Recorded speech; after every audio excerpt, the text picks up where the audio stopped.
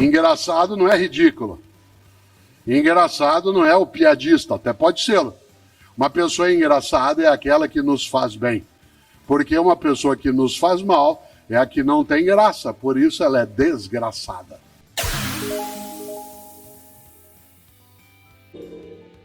A palavra graça, né, no latim, que é gracia, né, escreve com T, gratia, gracia significa aquilo que é protegido, que é cuidado, que é abençoado.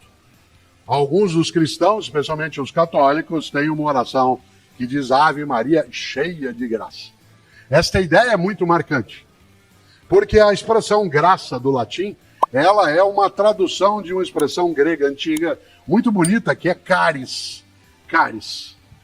Caris, da onde vem carisma, da onde vem carismático, da onde vem eucaristia. Vocês sabem que o prefixo eu, em grego, significa bom, né, ou boa. Por isso, eucaristia é a boa graça, a boa bênção.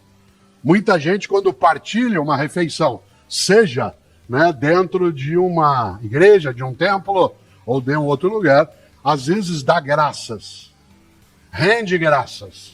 Afinal, a expressão caris no grego antigo é cuidado, protegido. O que é uma pessoa carismática? É aquela que nos faz bem. E tem gente que se coloca como propósito fazer bem aquilo que faz e fazer o bem também naquilo que faz. Uma pessoa cheia de graça, há um termo para ela, que pode até parecer estranho, mas uma pessoa cheia de graça é uma pessoa engraçada. Atenção, engraçado não é ridículo. Engraçado não é o piadista, até pode ser. Uma pessoa engraçada é aquela que nos faz bem. Porque uma pessoa que nos faz mal é a que não tem graça, por isso ela é desgraçada. Uma cidade que nos faz bem é uma cidade cheia de graça. Um trabalho que nos faz bem é cheio de graça. O que se ausenta na graça, a gente diz que desgraça. Por isso, olha só, você já ouviu isso, ou já disse. Ah, trabalho desgraçado. Ô empresa desgraçada.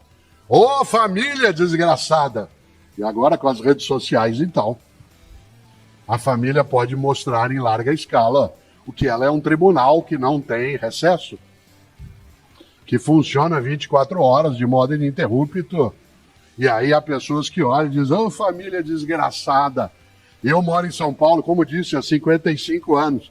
É comum a pessoa dizer, ô cidade desgraçada. Ô governo desgraçado. Ô professor desgraçado. Quando eu era criança em Londrina, desgraçado era palavrão. A gente precisa cuidado. Eram duas palavras que eram proibidas quando eu era criança em casa. Desgraçado, que meu pai Antônio e minha mãe Emília impediam que a gente o fizesse. E a outra era lazarento. Hoje em dia nem faz muito sentido a palavra lazarento, ela parece um pouco arcaica, né? Minha mãe Emília, que faleceu com 93 anos, ela gostava muito de eu contar para ela duas piadas.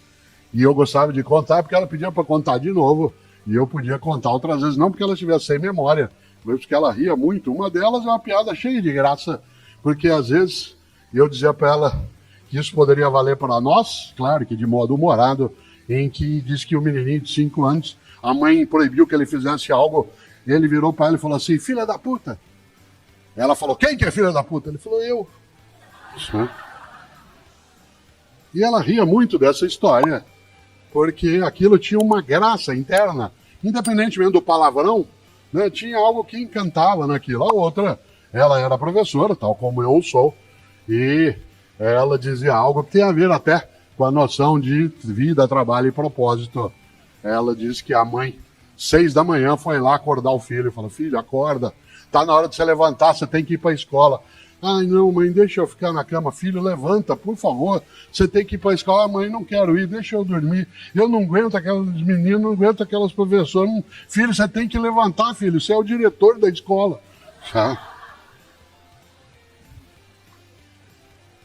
O tema por que fazemos o que fazemos nos lembra algo no ponto de partida, que é segunda-feira, 6 da manhã, toca o teu despertador.